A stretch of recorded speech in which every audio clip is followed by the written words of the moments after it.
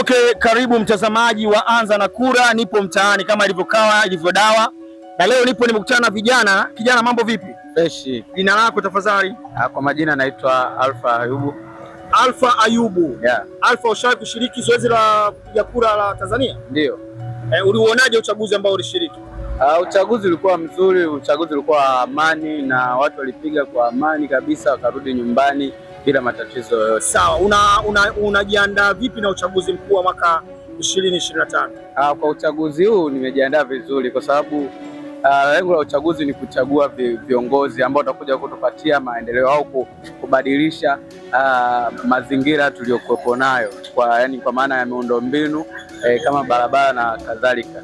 Sawa sawa. Wewe kitambulisho cha kupiga kura unacho ama ulikipoteza au ulikihifadhi vizuri? Mimi ninacho. Ulikihifadhi? Kipya kabisa. Bado kipya? Kipya kabisa. Lakini unatambua kama kimfano mtu akipoteza kitambulisho anatakiwa afanye nini? Ni kutoa taarifa kwa mamlaka husika, lakini pia kwa ajili kwenda pia kujiandikisha kwa ajili ya kupata kadi nyingine au kitambulisho kingine. Na hilo zoezi kuna wakati lilipita hapo pia. Kwa vile mimi nilikuwa nacho, kwa nikasema haina haja kwa sababu ninacho na kipya na kinaruhusiwa kitaratibu na sheria. Sawa sawa. Alfa, yeah. Una utaratibu gani kwenye maisha yako kuhusu uchaguzi? Kawaida yako huwa unakuwa na mgombea wako ambaye unasema mimi nitaenda kumpigia kura mgombea fulani, ama huwa unajitokeza kwenye kampeni kusikiliza sera za wagombea kisha unafanya machaguzi? Cha kwanza kabisa huwa mimi kwenye masuala ya uchaguzi wa sikurupuki. Kwanza cha kwanza huwa naangalia kiongozi aliyekuwepo alitoa kwenye kipindi cha kampeni zake alitoa ahadi zipi na ni vitu vingapi ameweza kutimiza. Hawezi kutimiza vyote, lakini kuna baadhi ya vile vitu ambavyo anaweza kabisa, unaona kabisa hivi ameweza kuvitimiza. Kwa hiyo kimchagua kwa awamu nyingine anaweza akafanyaje akaviendeleza.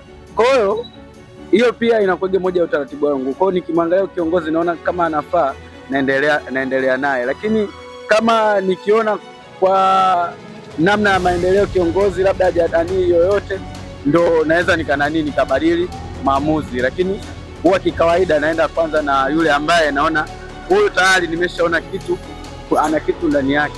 Kwa hiyo huwa unashiriki kwenye kampeni? Kwenye kampeni huwa mimi nasikiliza tu zile sera, lakini kusema eti kwenda kwenye hamna.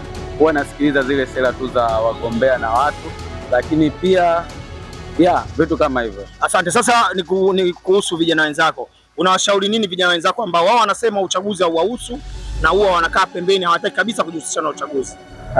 Vijana inatakiwa wapewe elimu kuhusiana na uchaguzi, kwa sababu uchaguzi, yani unapofanya uchaguzi wewe kama kijana, manake umebeba dhamana ya kuweza kumchagua kiongozi ambaye unaona kabisa anafaa kuongoza. Sio unaachia jukumu watu wengine ambao mwisho wa siku unakuja kulalamika kiongozi huyu hajafanya kitu hiki, na wakati wewe kiongozi ulikuwa unamtaka ujienda kumpigia kura. Kwa hiyo ni elimu inatakiwa kutolewa kabla ya uchaguzi, iweze kutolewa elimu kubwa sana kwa vijana, kwa sababu vijana anahitaji ushawishi mkubwa sana wa elimu pana sana kwa masuala zima la uchaguzi.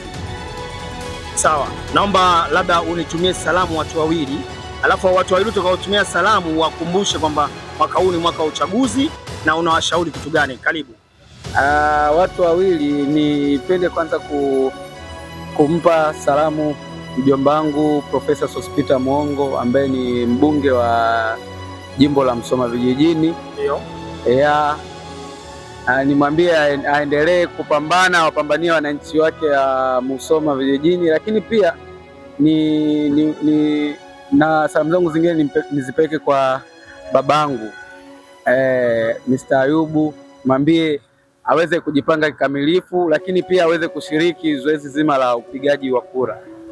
Asante sana. Neno la mwisho kwa Tanzania vijana kwa ujumla kuhusu uchaguzi mkuu wa 2025? Neno la mwisho kwa vijana wa Tanzania kwa ujumla kuhusu uchaguzi mkuu wa 2025. Okay, mimi nawashauri vijana twende kwa wingi kuweza kwenda kufanya uchaguzi, tuweze kuchagua kiongozi aliyekuwa bora ambaye atatufikisha sehemu ambayo sisi tunahitaji vijana. Asante. Kauli mbiu yetu kama kawaida tunasema Tanzania jina, nchi ni mimi na wewe. twende tukajitokeze kuweza kupiga kura, kuweza kuwachagua viongozi waliokuwa bora wa kutuongoza sisi. Bye bye.